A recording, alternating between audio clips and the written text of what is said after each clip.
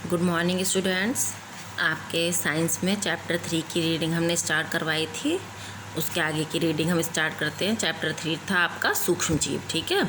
उसमें अब आपके आगे की रीडिंग स्टार्ट करते हैं। कवक, फंगाई।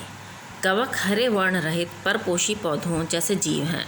ये एक कोशिकीय ईस्ट तथा बहुकोशिकीय फफूंद हो सकते हैं। इनका प्राकृतिक निवास क्या होता है, यानी कहाँ पर रहते हैं ये? कवक सर्वोत्तम ढंग से अंधेरे, सीले तथा गर्म स्थानों पर उगते हैं। यद्यपि ये कहीं भी मरुस्थलों से लेकर अत्यंत ठंडे स्थानों पर भी विद्यमान रह सकते हैं, ठीक है, कहीं भी हो सकते हैं ये। कवक बासी डबल रोटी, सीली चमड़े की वस्तुओं, लकड़ी आदि पर आसानी से देखे जा सकते हैं, ठीक है। कोई ब्रेड आपकी ख़राब हो जाती है, वहाँ उस पर हरा हरा वो हो जाता है, तो आपने देखा ना, उसी को हम कहते हैं कवक यानी फंगाई। देखिए ये फ़ोटो भी दिखाया है आपको डबल रोटी पर कवक। संरचना क्या होती है इसकी? कवक एक कोशिकीय जीव जैसे ईस्ट तथा बहुकोशिकीय जीव जैसे फफूंद होते हैं। पादप कोशिकाओं की भांति कवक में भी सेलुलोज की बनी कोशिका भित्ति होती है। केंद्रक तथा अन्य कोशिकांग कोशिका द्रव्य में उपस्थित होते हैं। ईस्ट का माप 5 से 10 माइक्रोन होता है, 5 से 10 माइक्रोन। यह एक कोशिकीय होता है तथा निलियों का निर्माण करता है। यह गोल आकार का होता है जिसकी कोशिका भित्ति केंद्रक एक विशाल भोजनधानी वसा के गोले तथा छोटे कण विद्यमान होते हैं। अब आपका आता है फफूंद। ये नलिकाकार बहुकोशिकीय कवक होते हैं जिनका माप 2 से 10 माइक्रोन होता है। फफूंद में नलिकाकार धागे जैसी संरचनाएं, जिन्हें हाइफी कहते हैं, के द्वारा माइसीलियम बनते हैं। मशरूम बड़े कवक होते हैं, लगभग कुछ सेंटीमीटर लंबे। मशरूम आप सबने देखे हैं ना, वो भी क्या है? कवक है।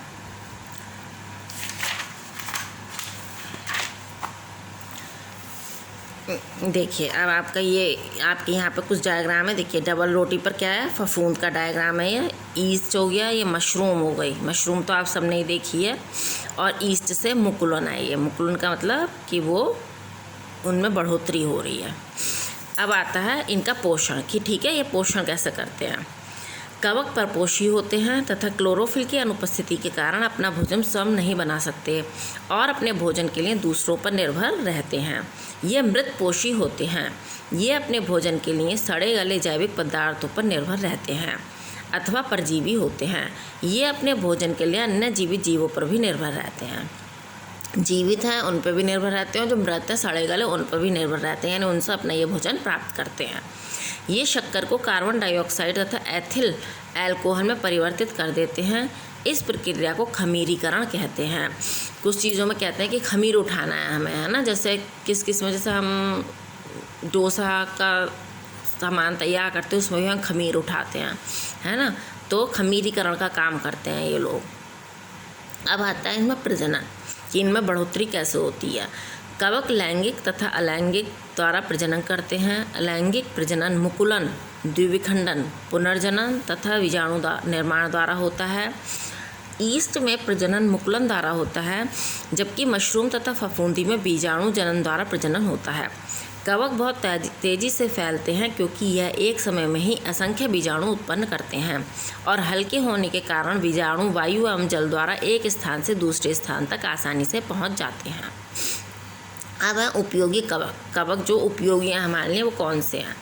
कवक बेकरी उद्योग में डबल रोटी, केक आदि के उत्पादन में सहायक होते हैं। इनका उपयोग इडली, डोसा आदि बनाने के लिए भी होता है ना। हमने आपको बताया था ना, खमीरीकरण डोसे का जो हम तैयार करते हैं मटेरियल, उसको फिर तैयार करने के बाद खमीर उठाया जाता है, उसके बाद बनते हैं। तो उसके लिए शीरे, अनाजों, आलू, अंगूर, जौ आदि के खमीर द्वारा अल्कोहल तथा बियर आदि का उत्पादन होता है।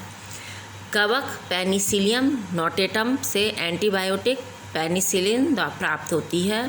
अन्य एंटीबायोटिक्स जैसे टेरामाइसिन, टेट्रामाइसिन हमारे शरीर में विद्यमान रोग उत्पन्न करने वाले कीटाणुओं को नष्ट कर देते हैं।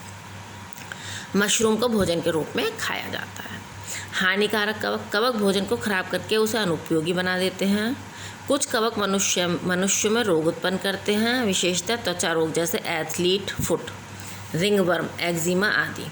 ये आपकी बीमारियों के नाम हैं। कवक पेड़ पौधों में भी रस तथा स्मट जैसे रोग पैदा करते हैं। पोल्ट्री भी कवक एस्परजिल्स द्वारा प्रभावित होती है। मशरूम जैसे अमानिटा विषैले होते हैं जो यदि खा लिए जाएं तो मृत्यु भी हो सकती है। ठीक है, कुछ मशरूम कैसे होते हैं, हर कोई मशरूम खाने वाला नहीं होता, कुछ मशरूम जहरीले भी होते हैं। अब आता है प्रोटोजोआ। थर्ड, ये एक कोशिकीय सूक्ष्मदर्शी जंतु जैसे जीव होते हैं जो विभिन्न वातावरणों में पाए जाते हैं। ये एक स्थान से दूसरे स्थान तक पहुंच जाने में सक्षम होते हैं। ठीक है, एक स्थान से दूसरे स्थान पर पहुंचने में सक्षम होते हैं ये। इनमें कोशिका भित्ति नहीं होती है, ये अपने भोजन को पकड़कर उसे खा सकते हैं। इनका प्राकृतिक निवास क्या है? प्रोटोजोआ समुद्री तथा ताजे जल निकायों में मिट्टी में मृत तथा सड़े गले पदार्थों तथा जीवित जीवों के शरीर में पाए जाते हैं। मुक्तजीवी प्रोटोजोआ ध्रुवीय अथवा ऊंचे क्षेत्रों अथवा ऊंचे बर्फीले क्षेत्रों में पाए जाते हैं। आकृति आती है इनकी, इनका माप 2 से 200 माइक्रोन होता है। पोषण कैसे करते हैं प्रोटोजोआ? युग्लिना के अलावा, युग्लिना क्या है? एक प्रोटोजोआ का नाम है।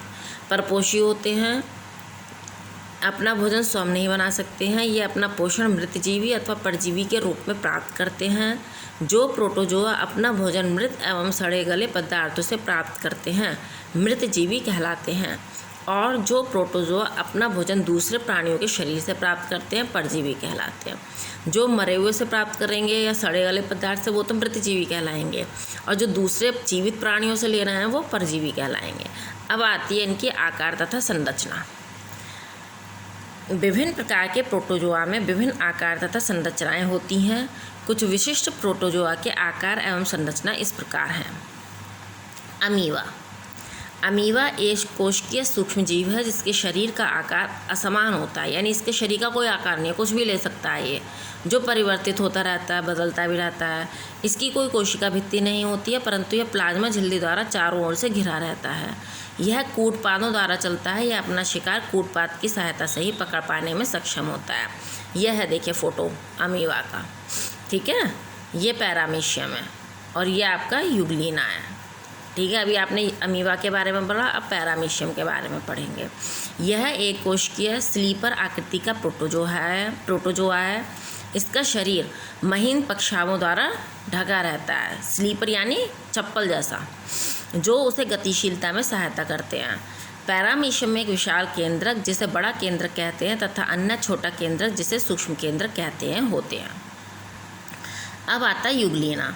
युग्लिना तकली आकृति के प्रोटोजोआ होते हैं जिनके एक अंतिम सिरे पर एक चाबुक या कोड़े जैसी तर्क रूप संरचना जिसे कशाप कहते हैं, ये जो है, यह युग्लिना के शरीर को गतिशीलता प्रदान करती है। इसमें पर्णहरित क्लोरोप्लास्ट पाया जाता है, अतः सूर्य के प्रकाश की उपस्थिति में ये अपना भोजन स्वयं निर्मित कर लेते हैं।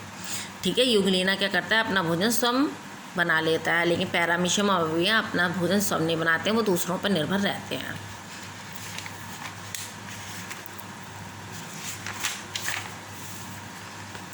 अब आता है उपयोगी प्रोटोजोआ।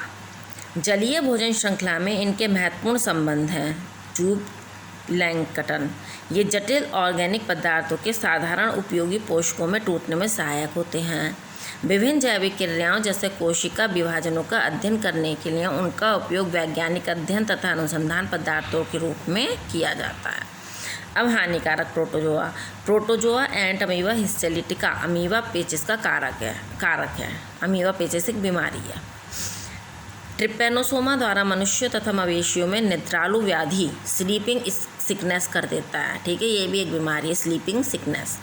प्लाज्मोडियम विवैक्स मनुष्यों को मलेरिया से पीड़ित कर देता है, जो संक्रमित मादा मच्छर एनोफिलीज के काटने से होता है। ये रीडिंग बेटा इतनी कराएंगे क्योंकि चैप्टर और अभी काफ़ी बड़ा है, इसकी और थोड़ी सी रीडिंग रहेगी, वो आपको नेक्स्ट वीडियो में भेजेंगे।